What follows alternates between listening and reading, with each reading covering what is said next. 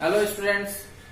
पिछली क्लासेस में हम लोगों ने देखा था इलेक्ट्रिक फील्ड के बारे में कि इलेक्ट्रिक फील्ड होती क्या है और उसके लाइंस के बारे में हम लोगों ने देखा। आज की क्लास में हम लोग देखेंगे इलेक्ट्रिक फील्ड को हम कैसे वेक्टर फॉर्म में रिप्रेजेंट करेंगे किसी पॉइंट पर।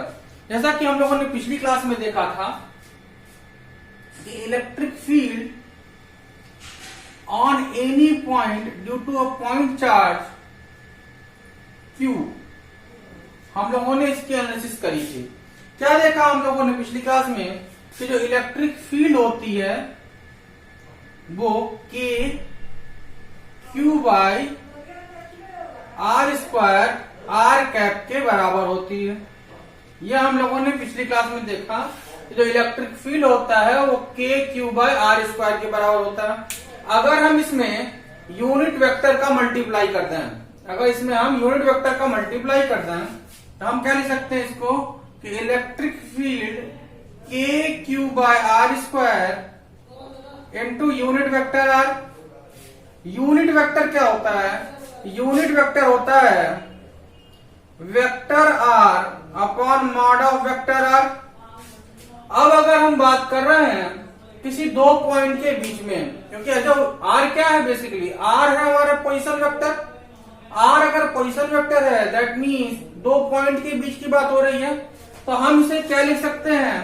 इसको ऐसा भी लिखा जाता है के क्यू R12 का square into R unit vector R12। अब यूनिट वेक्टर क्या होता है? Vector R upon mod of vector R। तो इसे क्या लिख सकते हैं? के Q R1 square minus R2 square into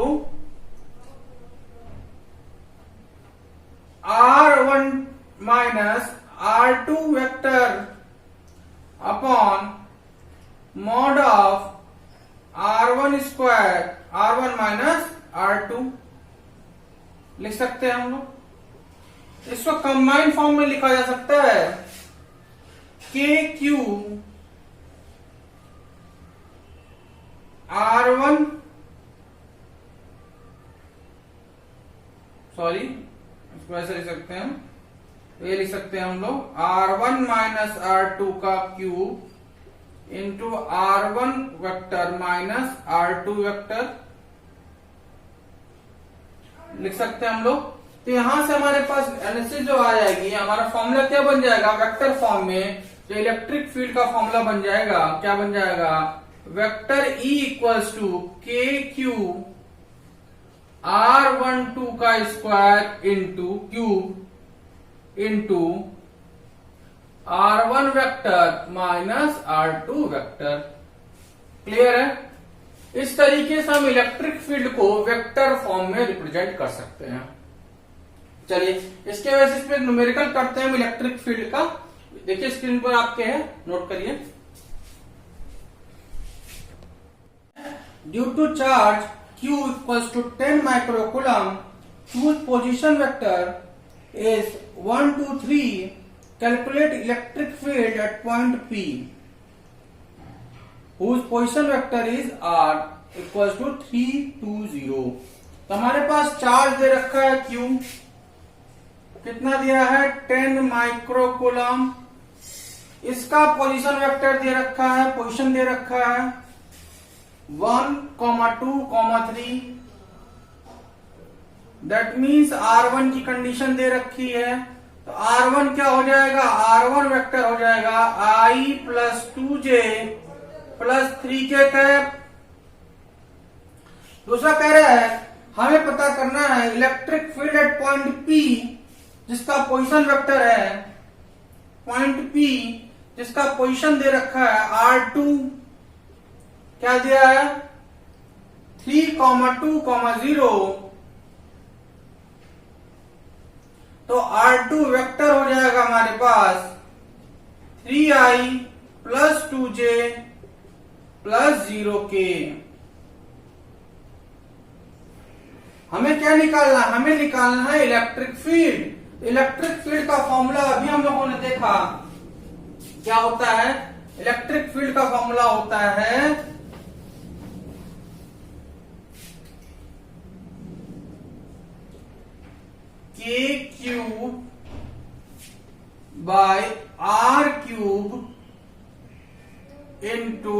R1 minus R2 vector.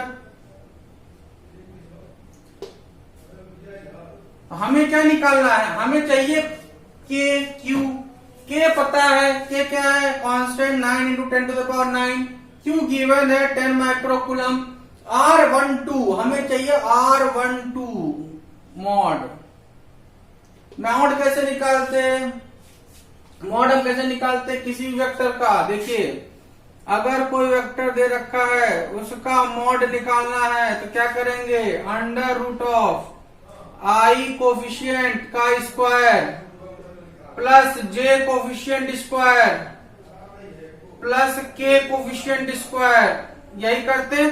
तो हम देखेंगे R12, पहले तो R1 माइनस R2 चाहिए हमें, तो R1 minus R2 vector R1 minus vector R2 चाहिए। तो R1 गिवन है अपने पास I plus 2J plus 3K minus R2 given है, R2 कितना गिवन है अपने पास 3, 2, 0, that means 3I plus 2J plus 0K। इसको सिंप्लीफाई करेंगे क्या आ जाएगा, माइनस 2I प्लस 3K। तो vector R1 minus vector R2 आ जाएगा 2I प्लस 3K। हमें क्या चाहिए, इसका मॉड, इसकी वैल्यू तो आ गई है, हमें चाहिए मॉड। तो मॉड क्या आ जाएगा, mod of R1 minus R2 हो जाएगा अंडर रूट ऑफ I का स्क्वायर प्लस J का स्क्वायर प्लस K का स्क्वायर। क्या हो जाएगा ये, 2 2 4 प्लस 9 अंडर रूट 13 के बराबर आ जाएगा। चलिए पुट कर देते हैं वैल्यू। क्वेश्चन में गिवन है 10 microcoulomb, 10 microcoulomb means 10 to the power minus 6। R1 minus R2 हमने निकाला, क्या आया, minus 2I plus 3K divided by R1 minus R2 का क्यूब, दैट मीन्स हमें चाहिए अंडर रूट 13 का क्यूब। इसको सिंप्लीफाई कर लें, देखिए क्या आ जाएगा, 9 इंटू 10 टू द पावर, देखिए ये क्या हो जाएगा, ये हो जाएगा आपका 10 to the power 4 divided by 13 under root 13 3K minus 2I। ये क्या हो गया आपका, electric field at point P due to charge Q। Clear है, ये हमारा इलेक्ट्रिक फील्ड आ जाएगा।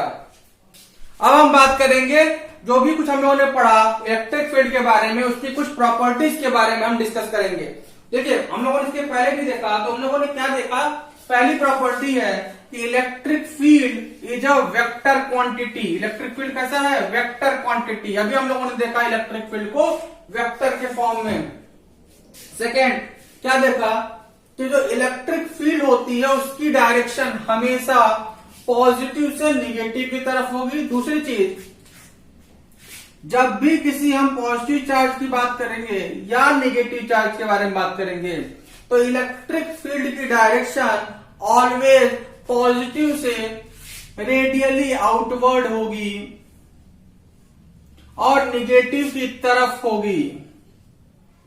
इलेक्ट्रिक फील्ड की डायरेक्शन हमेशा निगेटिव की तरफ इनवर्ड होगी, पॉजिटिव तरफ आउटवर्ड होगी। ये ध्यान रखिएगा, इसका बहुत इंपॉर्टेंट रोल है हमारे न्यूमेरिकल्स में और डेरिवेशंस में। इसके अलावा जैसा हम लोगों ने देखा था कूलम्ब्स लॉ में जो इलेक्ट्रोस्टैटिक फोर्स होती है वो सुपरपोजिशन प्रिंसिपल को फॉलो करती है। सिमिलरली जो हमारी इलेक्ट्रिक फील्ड है वो भी सुपरपोजिशन प्रिंसिपल को फॉलो करती है। सुपरपोजिशन प्रिंसिपल को फॉलो करने का मतलब क्या है, जरा देखें हम। दैट मीन्स कि अगर कई सारे चार्जेस हैं तो जो इलेक्ट्रिक फील्ड आएगा किसी पॉइंट पर वो क्या आएगा, electric field at 1 due to 2 plus electric field at 1 due to 3 plus electric field at 1 due to 4 and so on. ये इस प्रिंसिपल को फॉलो करेगा, इस बात को ध्यान रखेंगे। इसको कंबाइंड रूप में हम क्या लिख सकते हैं, देखिए इसको हम कंबाइंड रूप में लिख सकते हैं vector E equals to 1/4 pi epsilon naught summation I equals to 1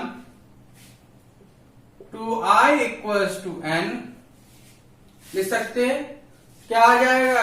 Q bye R1I into R1I cap